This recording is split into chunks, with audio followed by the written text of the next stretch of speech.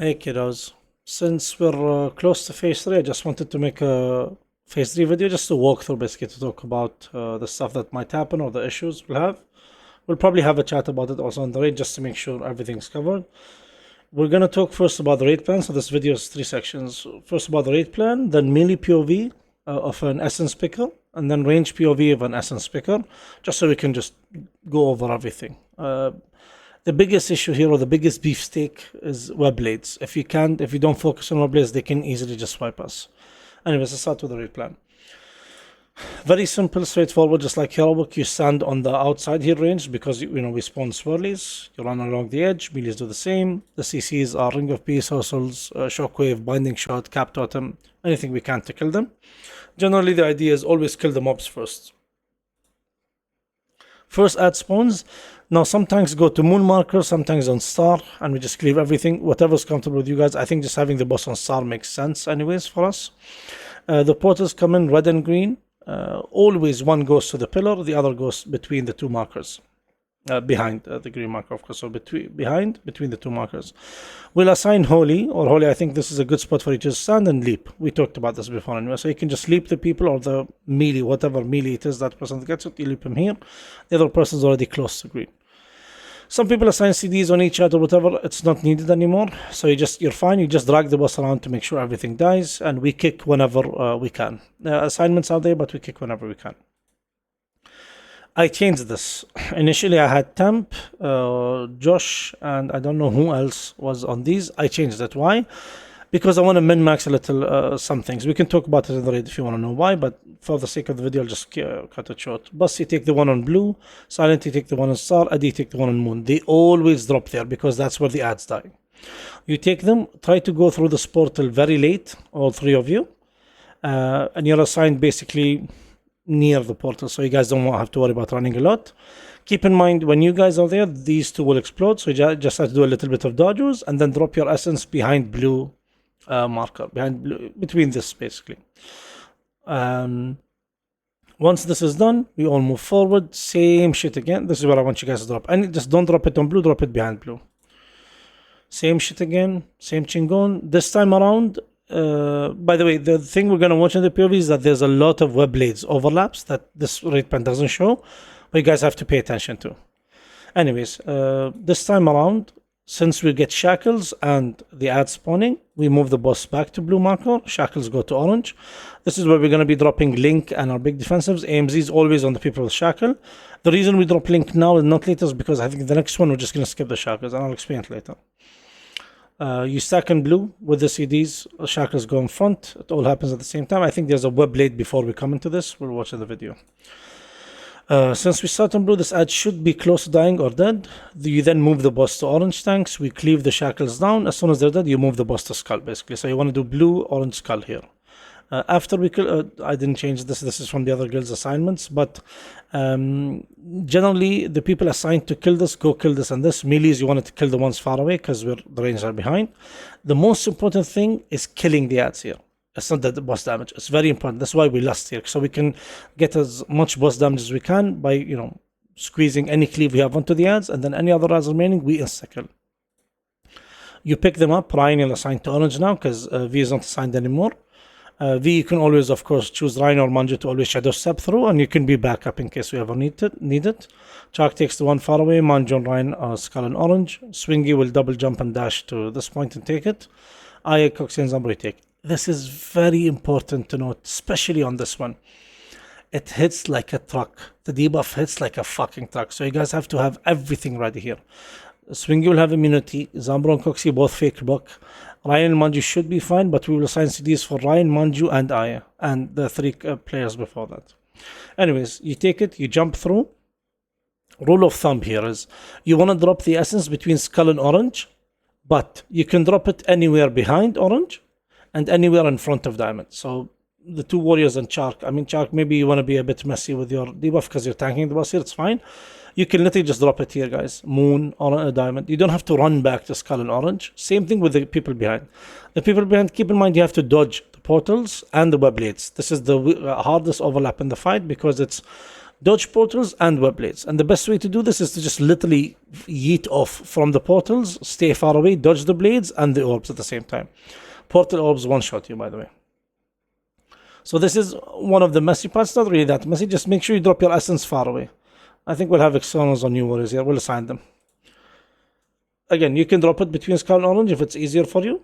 But again, it will be Giga dodgers here, so I wouldn't recommend that. Up to you. Last part of the fight, this is where some guilds differ. Now, what some guilds do is they move the boss to Skull, Shackles on Diamond, and then move the boss to Diamond. What I want to do, and we'll see it now in the mini POV, is tanks, you literally just bring the boss between Skull and Diamond.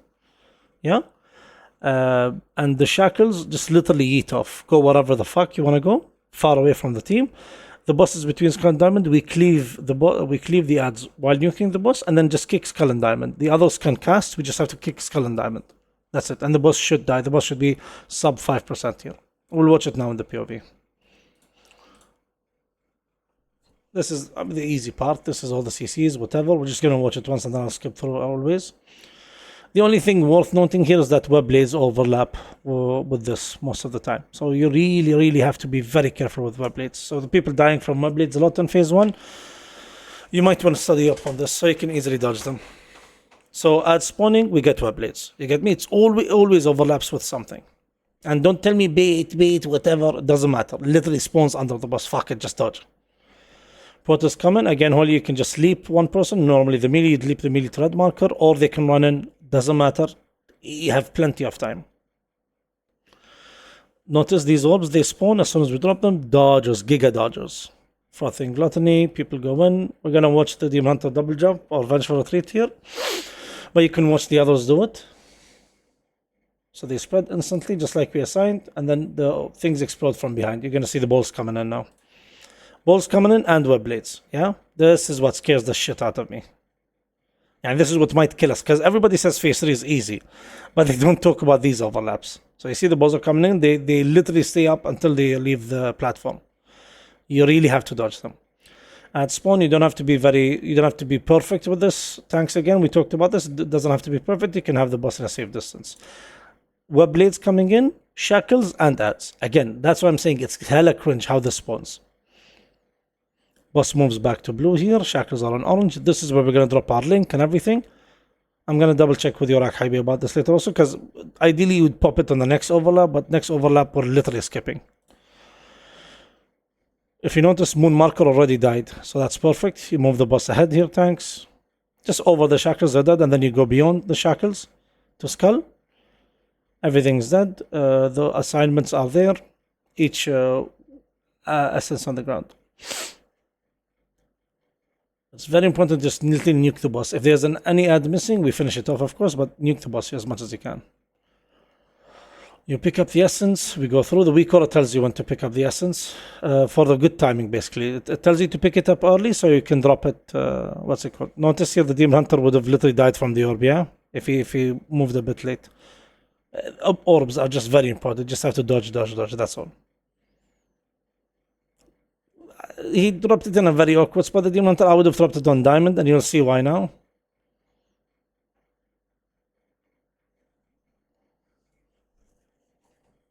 Okay, this is the third combo. One thing to note here, by the way, this is what I wanted to talk about. They went through the portal, look at them, they're spreading.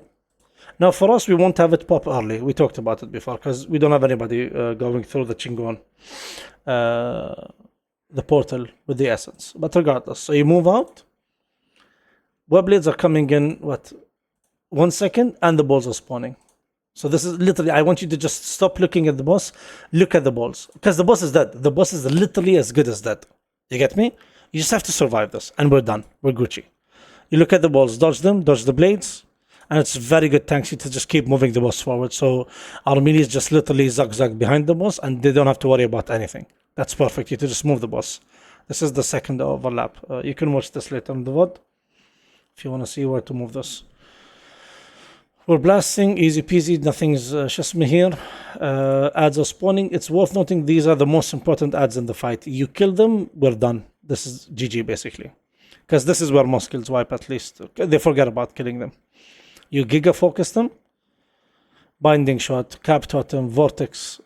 leg sweep, whatever you can, kill them. And then this is where you want to move. Notice how close these essence are. Anybody can easily pick them up by mistake. It's not a big deal, it's fine. But just in case, we don't want people ticking with damage and dying. So this is where they move the boss between the two markers, Skull and Diamond. Shackles, the red leader here says just go away, whatever, go left, go right, whatever, as long as you're not in the middle of the team. And this is why I don't think we need Spirit Link and stuff like that. We'll talk about later. So you see the raid doesn't take much damage here.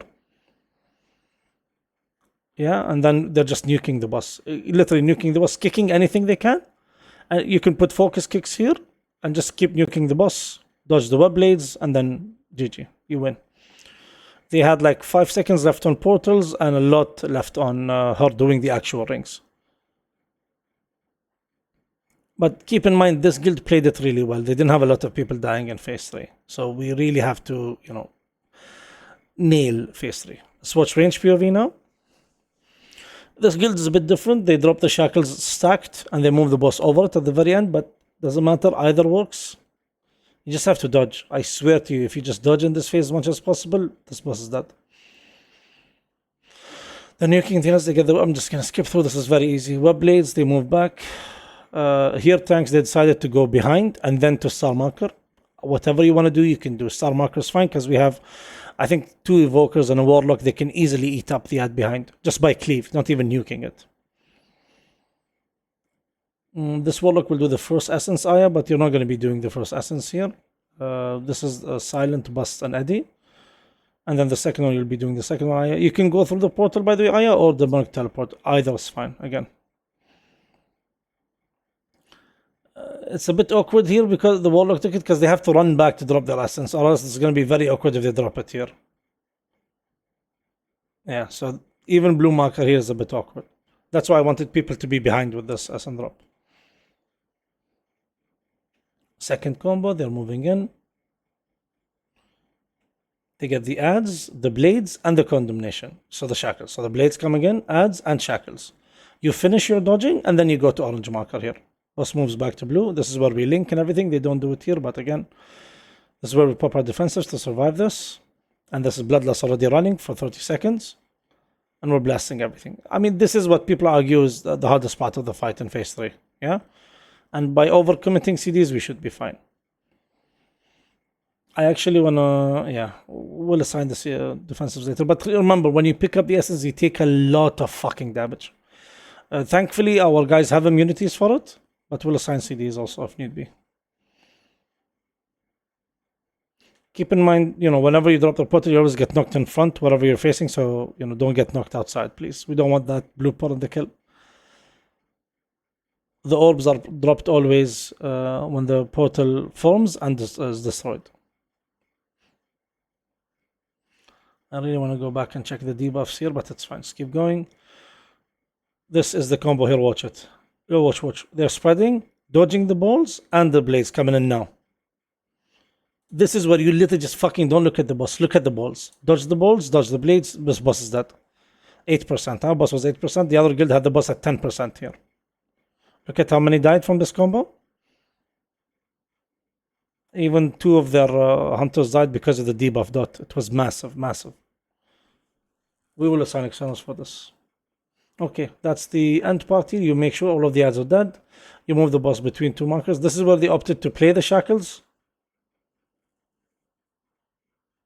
with the link and then move the boss over. But I wouldn't do that. I would just spread out and just dodge the blades. Because if you see, the boss is already dead, so there's no reason for them to nuke these shackles. And they just kill the boss. Kicks, of course, as much as you can, and that's it. Okay, I just want to show one thing before I end the video. When the warlock picks up the essence, look at how much damage they're taking here. So they pick up the essence and just watch the HP. This is a warlock, and if a warlock is dying through this, you can bet your ass you're going to die through this. This is with Sack and Dark Pact. Look at how it's happening. This is literally 30% DR, and this, I don't know if it's 30%, but they're dying. Very important for you guys not to die, please. Super important. Good position for APT, by the way, also, Connor. I don't know if this is a good option or position, or the next one, the one where we have shackles, ads, and blades. I think that would be better. We can talk about it later.